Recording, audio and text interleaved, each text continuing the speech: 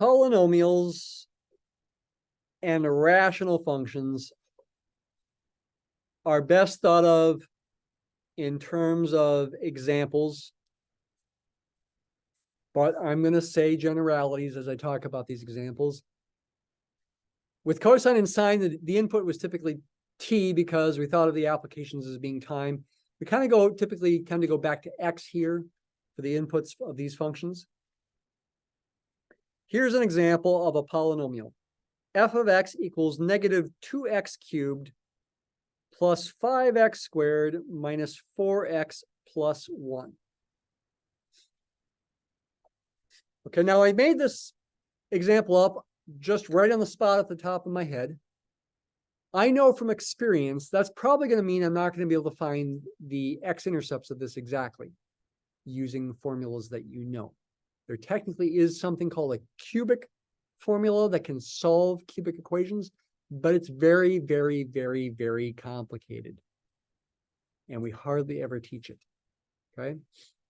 So because I randomly picked this, I'm probably not going to be able to find the exact real roots of this, but I do know something here. I know because this is an odd function, or excuse me, not an odd function, but an odd degree polynomial, the highest power is odd, that its graph will cross the x-axis somewhere. That's something that I do know. In fact, this is the first thing to know about this example. Because the degree is odd, the highest power of x is odd, and this is a polynomial, I know what the end behavior is like.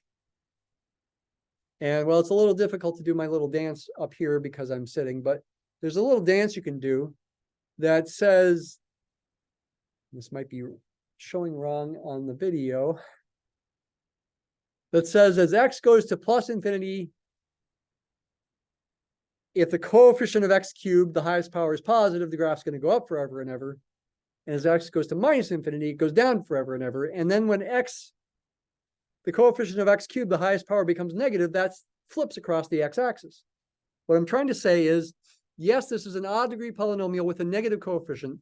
That means the so-called end behavior is going to be like this. This function is going to go down to minus infinity as x goes to plus infinity, and up to plus infinity as x goes to minus infinity. With limit notation, I could write this. The limit as x goes to, I'll go ahead and put plus infinity here, of f of x is minus infinity. And the limit as x goes to minus infinity of f of x is plus infinity. Again, if the coefficient of x cubed were positive, the behavior would be the opposite. It would go up forever and ever over here and down forever and ever over there. Why? It's about dominance. The idea of dominance with functions. This polynomial, which is a sum of what are called power functions, is dominated by its highest degree term in the long run as x gets large, either positively or negatively. Effectively, what you're saying is when x is large, how large is large? That's left unspecified. 100, 1,000, 1,000,000. These terms are very small compared to that one.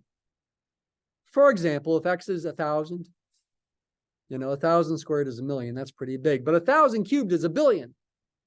That's 1,000 times bigger than 1,000,000. So on a relative scale, that's the dominant term.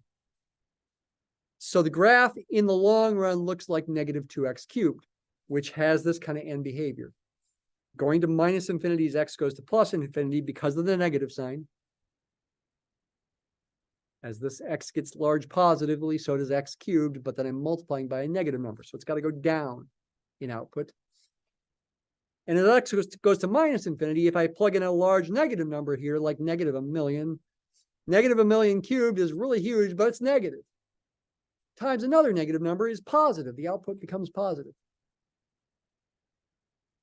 And again, when I write this, I do not mean to say that infinity is a number. This is just shorthand, convenient notation to say that here the graph goes down forever and ever below any line. As long as I go far enough to the right, I can make it go below any line.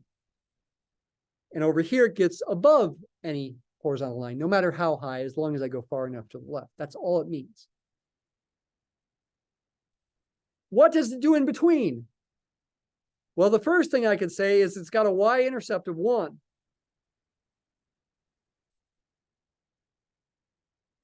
So that's supposed to be a y-intercept of 1 there.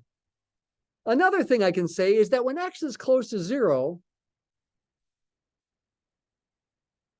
this linear term is actually, when x is really close to 0, like 0.1 or 0.01, this linear term dominates these two terms. Try it. If x is 0.01, when you square it, you get something smaller. Cube it, you get something even smaller. Talking scientific notation there. But think about relative sizes here. 0.01 is 100 times 10 to the negative 4. This is 100 times bigger than that. And this is 100 times bigger than that, 10 to the negative 6. On a relative scale, when x is small, that's the dominant term. So the graph acts like a line with a slope of negative 4, about like this. But as x gets further away from 0, these terms do have a bigger and bigger effect. Is it going to cross the x-axis here? It looks like it's going to. Will it come back up again and cross again before crossing again down this way? I'm not positive, to tell you the truth. I see a plus 5x squared here with a positive coefficient. That makes me guess it's going to start to come back up a little bit, possibly enough to cross the x-axis again, but I can't really know for sure until I graph it on my calculator. I do feel confident in saying it's going to go up forever and ever over there. It's not going to come back down. Will it come back up over here and cross the x-axis or not? Let's use the technology now. This is the point where we want to use the technology. Negative 2x squared plus 5x, x cubed plus 5x squared minus 4x plus 1. Let's go negative 5 to 5 for x. And I'll say negative 20 to 20 for y. And see what we see. Okay, it's hard to tell even on the calculator if it crosses the x-axis or not. Again. Does it cross once or more than once? We need to zoom in closer in the y direction. Let's try negative 1 to 1.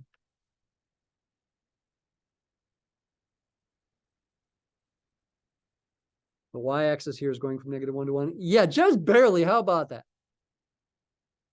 Got to go even closer. I didn't know it was going to happen in this example like that, but going really close to the horizontal axis here. Oh, wow. It even looks like maybe it just, oh, it's hard to tell if it's touching it again or not. Wow, I'm really excited about this example. It's hard to tell. It's getting really close before heading back down again. But is it going to touch the x-axis there or not? I had no idea this example was going to be that way.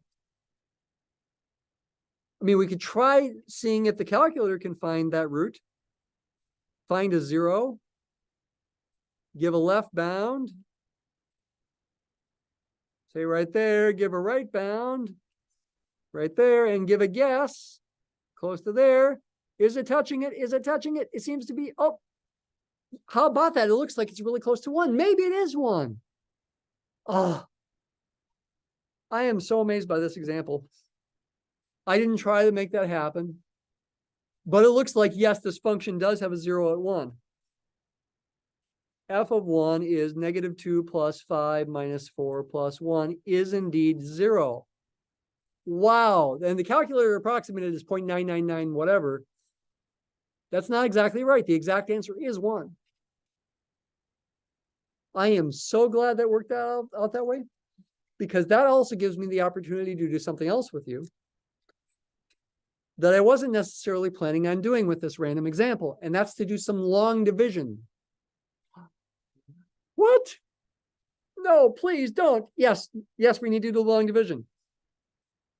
The fact that 1 is a root of this polynomial, and it is, f of 1 is 0, means x minus 1 will be a factor. So I can long divide x minus 1 into negative 2x cubed plus 5x squared minus 4x plus 1. What? How? If you've never done polynomial long division before in your life, here's your first time to learn how. Look at the highest power here and compare it to the highest power there. Ask, what do you need to multiply x by, that highest power, to get this highest power, negative 2x cubed? You need to multiply it by negative 2x squared, right? X times negative 2x squared is negative 2x cubed. All right, now take that and multiply times each term and put the answer down here. Like that. Subtract. The negative 2x cubed and the other negative 2x cubed, when subtracted, cancel to give you 0. Right? 2 negatives make a positive. This one doesn't give you 0, though. 5x squared minus 2x squared is 3x squared. Also, with the x term and the constant term, there's nothing. So subtracting nothing gives you the same thing. Just bring those down. Next step, ask what to multiply x by to get 3x squared. How about 3x? 3x times x is 3x squared. Put that here. 3x times negative 1 is minus 3x. Once again, subtract. These cancel to give you 0. Negative 4 minus negative 3 is negative 4 plus 3 is negative x. Keep the x with it. 1 doesn't have anything below it, bring it down.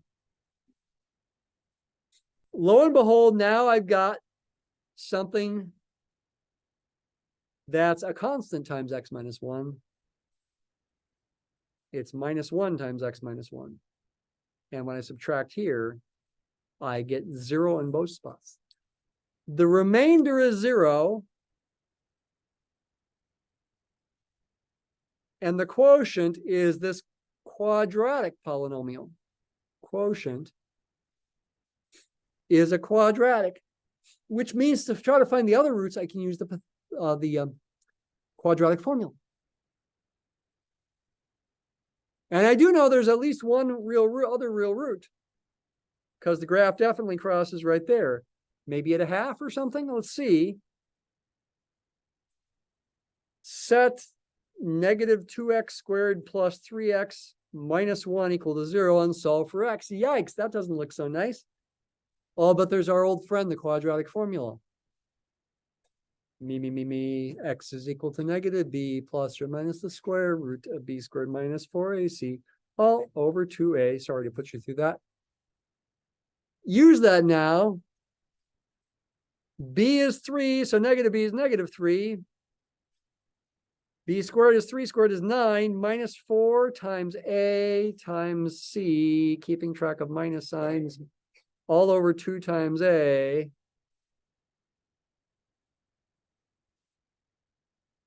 Negative 3 divided by negative 4 is positive 3/4. What's under the square root? 4 times minus 4 times negative 2 times negative 1 is negative 8. Right? Yeah, it's still yeah, we're doing 9 minus 8 is 1 actually. 3/4 plus or minus 1/4, which simplifies to 1/2 and 1. Yeah, 1/2 is another root, and 1 is a root again. It's called a double root. I am so happy this happened in this example. I didn't expect that because I wrote the polynomial down randomly. I don't know if that's ever happened to me before, but it happened for you by chance, and I'm glad it did. All right, what does this tell us? It tells us the roots, 1/2 and 1. And yes, 1 is a double root because the graph is just touching the axis, just barely there. And 1/2 is the other real root, and these are rational numbers. When you write down random polynomials, usually the roots are irrational numbers involving square roots of non-perfect squares, like square root of 5 or something, or maybe even cube roots of non-perfect cubes. Not something we really emphasize, but I do want you to just realize that. Usually you have to approximate roots with calculators, like the 0 feature. Unless you have a quadratic for which you can use the quadratic formula. This also does mean that we can completely factor this function f of x equals negative 2x squared plus 5x squared minus, oops, that's x cubed, plus 5x squared minus 4x plus 1 can be completely factored as x minus 1 quantity squared, because 1 is a double root. That's what it means to be a double root. A root of multiplicity 2. It's got 2 factors of x minus 1 in it. Times an expression that has positive 1/2 as a root. And well, okay, the simplest such expression is 2x minus 1. This is not quite equality yet, because if I expand this out, I will not get a negative leading coefficient. I need a minus sign in front of it to compensate for that. Another way to write this would be to bring the minus sign inside this one and write it as negative 2x plus 1 instead. These are the same thing. There's a minus sign right here.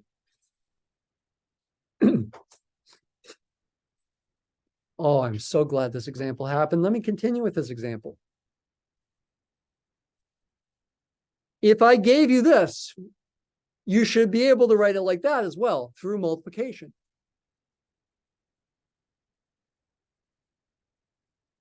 X minus 1 squared, for example, is x minus 1 times itself. FOIL, our old friend FOIL here, when you're multiplying two binomials, binomial means two terms.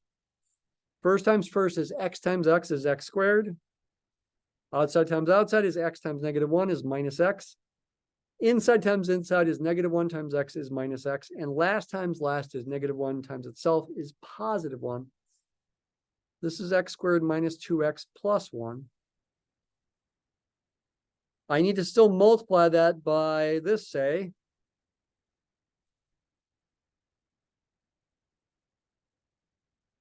However, this is a trinomial times a binomial. There's no FOIL to use. So what do? You still can do the multiplication. It's just not FOIL anymore. For each term over here on the left, multiply it by the corresponding terms over here on the right once. So x squared times negative 2x is negative 2x cubed. And x squared times 1 is plus x squared. Then go to the next term, negative 2x, and multiply it times each term on the right. Negative 2x times negative 2x is positive 4x squared. Let me put that under the other x squared term. I'm ultimately going to add like terms vertically here. Negative 2x times 1 is negative 2x. Now go to the 1. 1 times negative 2x is negative 2x. Put it there. 1 times 1 is 1. Yeah, now combine like terms vertically. We get negative 2x cubed plus 5x squared minus 4x plus 1. We get the same answer as this. That had to happen. Something else you should be able to do is expand polynomials when they're in factored form. I do want to still talk more about polynomials, but let me bring in rational functions now. Let's create a new function, call it g of x. That is our original f of x, negative 2x cubed plus 5x squared minus 4x plus 1. And I'm going to divide it by something, creating a ratio. Rational function is a ratio, a fraction, but not of any old functions. Technically, the numerator and denominator have to be polynomials. What polynomial am I going to pick on the bottom? I think I'm going to pick, see if I can do this in my head here, negative 2x squared plus 3x minus 1. I did a little calculation in my head there without telling you what I was doing to keep it a little mysterious here. Negative 2x squared plus 3x minus 1 is what I want to use here. This is my rational function. What do we do with rational functions? Well, they do have applications, though I'm not going to talk about an application right now. They sometimes come up in physics, for example, when you're talking about, for example, gravitation and electromagnetism, rational functions come up. They come up a lot in finance as well, when trying to solve for what are called interest rates, effectively, based on what are called present values. I'm not going to go into details. They do have applications, is all I'm trying to get across there. We're not focused on the applications at the moment. What you should do, or what we want to be able to do here, is we want to be able to graph them accurately. And the first thing to do is to try to factor the numerator and denominator if you can. And remember, the numerator is the same example before, so it factors in the exact same kind of way as I had up here. I think I'll write it the first way with the negative sign there now. Negative x minus 1 squared times 2x minus 1. To make this bottom easier to factor, and I think I am going to factor it rather than using the quadratic formula, I'm going to factor out a negative sign to write it like that. And when I do that, that I believe is going to help me factor it, if I have not made a mistake. In fact, I believe one of the factors is 2x minus 1, and the other factored by double checking in my head here. Oh, did I do this wrong? No, maybe I'm okay. I think it's x minus 1. Double check it. Ignore the negative sign in front. Multiply that out in your head with FOIL on the right. 2x squared minus 2x minus x is minus 3x. Okay, yeah, plus 1. Okay, I got confused. I do get confused.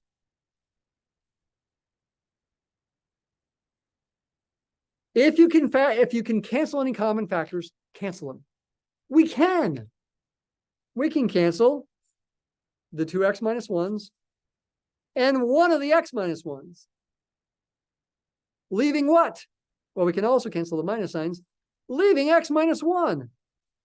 Huh? This function has a graph that's basically a straight line because it's a linear function. Well, is it really? As long as you're not dividing by 0. If x is not 1/2 or 1, then it's linear. Certainly doesn't look linear, does it? But it is. To prove it to you, let me graph it.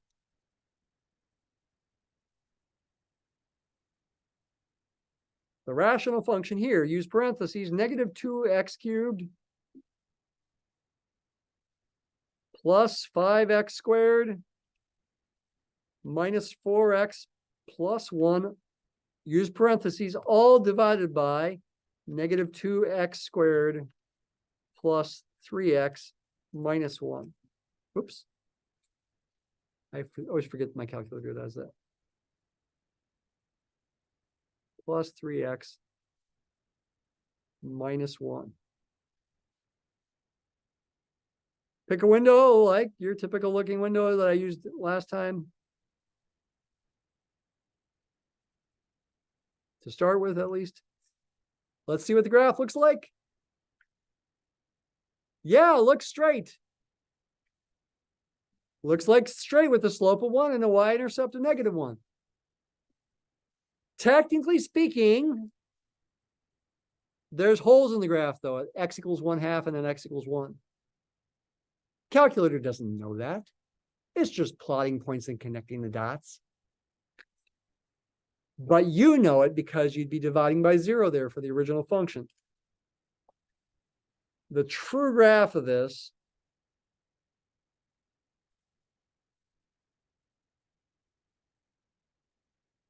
has a hole at 1/2 and at 1. Those are called removable discontinuities. And that can happen with rational functions. Even though it's undefined at 1 and -1, there's not vertical asymptotes there for this example. For most examples, there are vertical asymptotes because in most examples, you don't end up canceling.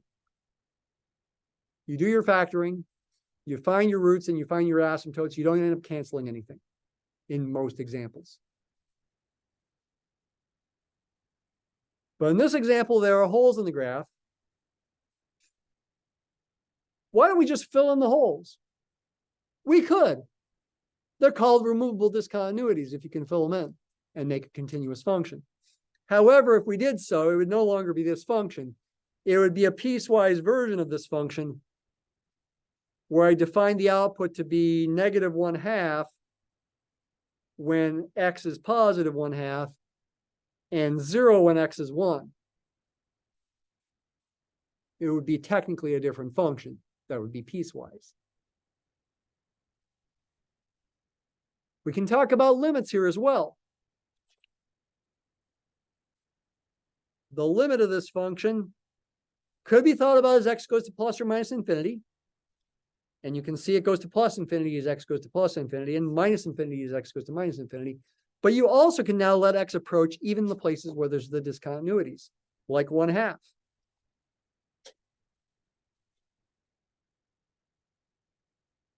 The function value is approaching -1/2, even though it never equals -1/2, because there's a point missing. The function gets arbitrarily close to -1/2 without ever equaling it. Also, as x approaches 1, without actually equaling 1, the function approaches 0. The second coordinate of that missing point is 0.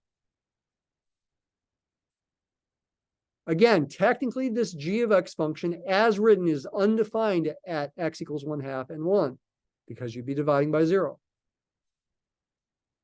But there's no vertical asymptotes there. You get discontinuities that can be removed by filling in the holes, but the formula would change to a piecewise function if I did that. However, whether I change it to a piecewise function or not, I can still write these equations.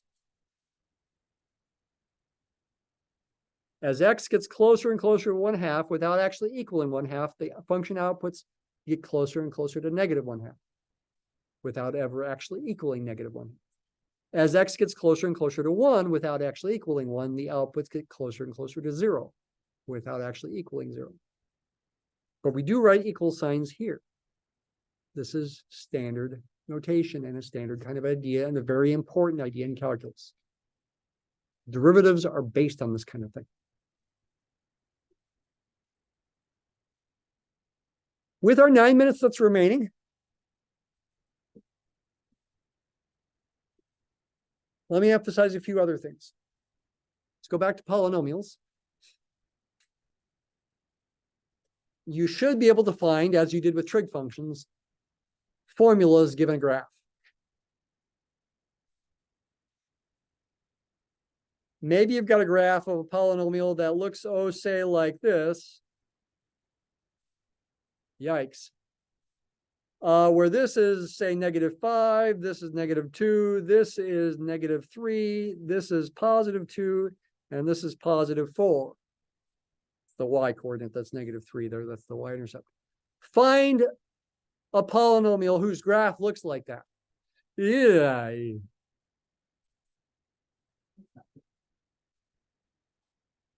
It's got to be an odd degree polynomial with a positive leading coefficient because the end behavior is like this. It's got 4 real roots, though one of them is a double root. 2 is a double root. It's got to be 5th degree. To make the y-intercept -3, you need to give yourself flexibility. Allow for an arbitrary constant in front that you solve for. Call it a. -5 is a root, so x plus 5 is a factor. -2 is a root, so x plus 2 is a factor. +2 is a double root, so x minus 2 is a factor squared. X minus 2 is a factor twice. And 4 is a root, so x minus 4 is a factor. There's your answer, except for the fact that we haven't figured out a yet. Choose a to make this the y-intercept. -3 must be f of 0. Plug in x equals 0 into all these spots. And solve for a. That's 10 there. This product is what? +4 times -4 is -16. Looks like we got a -160 times a. Therefore, a is +3 over 160. -3 divided by -160 is +3 over 160.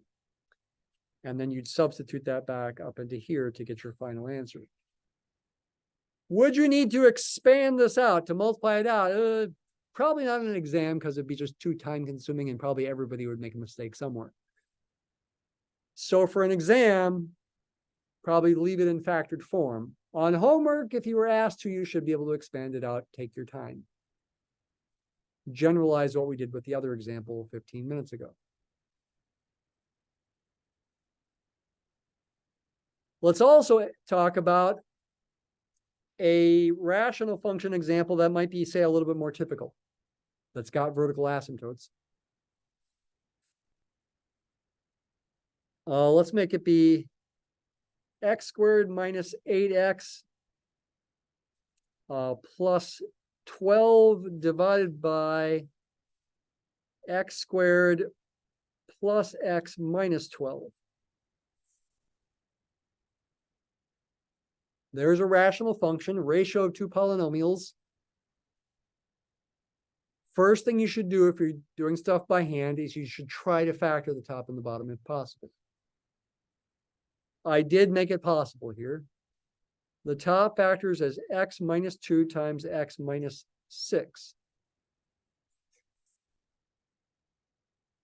I've got some pretty good practice with factoring in my past, okay, so I can do these fairly quickly, though I do make mistakes, as I was wondering if I made a mistake 10 minutes ago.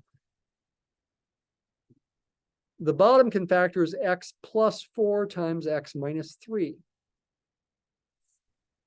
Nothing cancels, unlike the example from before.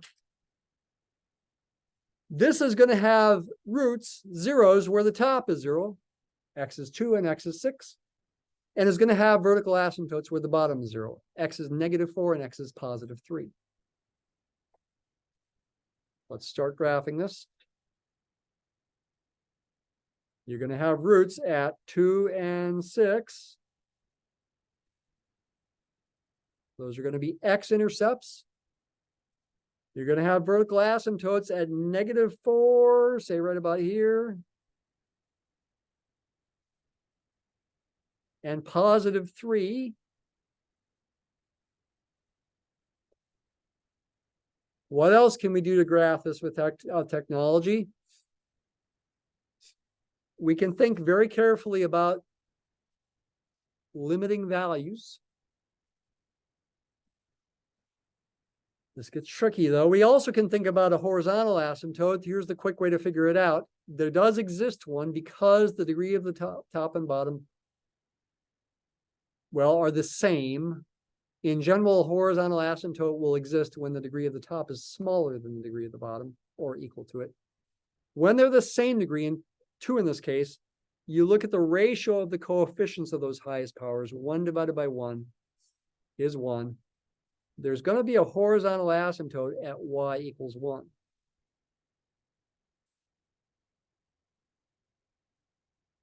As x goes to either plus infinity or minus infinity. That makes me guess, though I might be wrong, maybe I should do it lightly, that over here the graph's going to look like that, and over here the graph is going to look like that. Will it cross this horizontal asymptote? It doesn't typically in this kind of region for rational functions when you're past like the biggest root. It could in other regions. Will it be going down forever and ever here? I could think about what is the limit of this function as x approaches 3 from the right. I used this notation before with ln of x, I believe. I'm letting x approach 3 from the right. Values just barely bigger than 3, like 3.1 and 3.01 and 3.001. Because of the x minus 3 in the bottom, that's why this is going to either plus infinity or minus infinity. I'm guessing it's going to be minus infinity. Let's think about the signs, positive or negative, of these terms in this factorization when x is like 3.1. That's positive. Watch where I point. That's positive when x is 3.1. That's positive, but that's negative. Positive times negative is negative. Negative divided by positive is negative. That's why it's going down to minus infinity. This is minus infinity. What typically happens for other values of x, or as you approach the vertical asymptote from the other side, is it goes to the other infinity. Typically, not always, typically with these kinds of examples. If I'm letting x get close to 3 from the left, put a minus sign there, it does not mean negative, it means from the left. Like 2.9, what's the sign? Positive, negative, positive, negative. Negative divided by negative is positive. Yes, it's going up to plus infinity here. This limit is plus infinity. It's got to come down here as x decreases through this root. And by all the looks of it, it is going to go down to minus infinity over there is my best guess. And over here, it's probably going to come down from plus infinity, so to speak, as I'm letting x go more and more negative.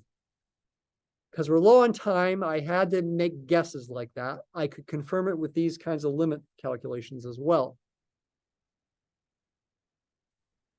Notice it is crossing its horizontal asymptote here. It's crossing right there. Okay, it just doesn't cross over there. That's a very quick example of something else typical that can come up on homework and on exams. Have a good day.